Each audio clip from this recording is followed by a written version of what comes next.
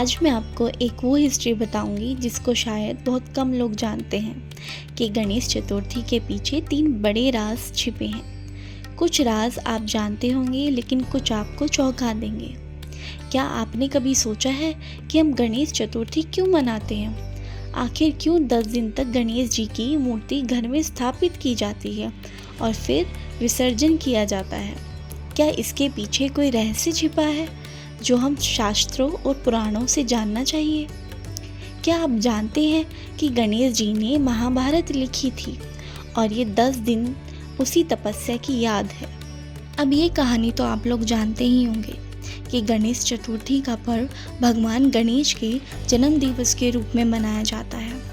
शिव पुराण के अनुसार माता पार्वती ने स्नान के समय अपने उपटन से एक बालक की मूर्ति बनाई और उसमें प्राण डाले।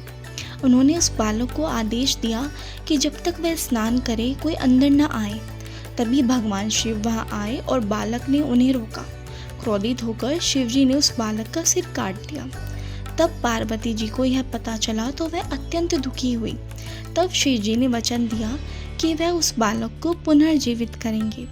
उन्होंने देवताओं से कहा कि जो भी पहला प्राणी उत्तर दिशा की ओर मिले उसका सिर लाया जाए। संयोग से वह हाथी था। शिवजी ने हाथी का सिर उस बालक के शरीर पर लगाया और उसको पुनर्जीवित किया। वह बालक भगवान गणेश कहलाए, सर्वप्रथम पूजे जाने वाले देवता। लेकिन क्या आप जानते हैं दूसरा सबसे बड़ा रहस्य कि क्यों गणेश जी को 10 दिन के लिए घर पे लाया जाता है, उनकी पूजा की जाती है और विसर्जन किया जाता है?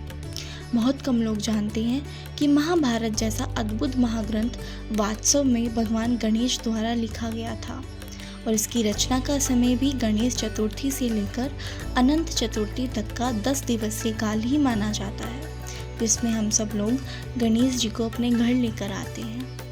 ब्रह्मा वैवर्त पुराण और महाभारत के प्रस्तावना खंड में यह कथा आती है कि जब ऋषि वेदव्यास को महाभारत की कथा की अनुभूति हुई तो उन्होंने सोचा कि इसका लेखन तो कोई अत्यंत बुद्धिमान और तेजस्वी देवता ही कर सकता है। तभी उन्होंने भगवान गणेश का आह्वान किया और प्रार्थना की कि वे इस ग्रंथ को लिखें। लेकिन तभी गणेश जी ने वेदव्यास जी को महाभारत लिखने की कुछ शर्तें दी।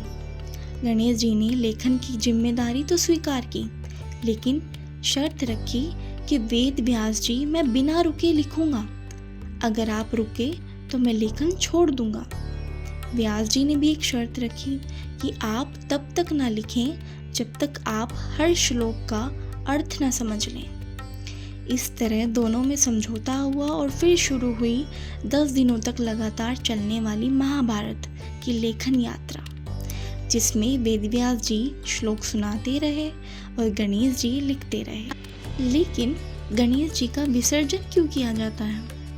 तो कहा जाता है कि जब महाभारत की कथा पूर्ण हुई तो गणेश जी के शरीर का तापमान अत्यधिक बढ़ गया था और तब वेदव्यास जी ने गणेश जी को तप से निकालने के लिए और श्रम से शांति दिलाने के लिए स्नान कराया। यह दिन था अनंत चतुर्थी और तभी से गणेश चतुर्थी से लेकर अनंत चतुर्थी तक 10 दिन गणेश जी आत्मिक तपस्या, ज्ञान और लेखनी के प्रतीक माने जाने लगे और तभी से माना जाता है कि गणेश जी की स्थापना 10 दिनों के लिए होती है, जो उस तप और लेखन कार्य की याद दिलाती है। लेकिन आजकल तो हम लोग पहले गणेश जी को घर लाते हैं और फिर किसी नदी या जल में प्रवाहित कर देते हैं, बजाय इसके कि उनको स्नान करा के पुनः स्थापित किया जाए अपने ग्रंथ और पुराणों के हिसाब से। तो अगर ये कहानी और रहस्य आपको पसंद आए हैं तो लाइक कीजिए और सब्सक्राइब कीजिए हमारी page the secret scroll story को। और गणपति बप्पा मोरया।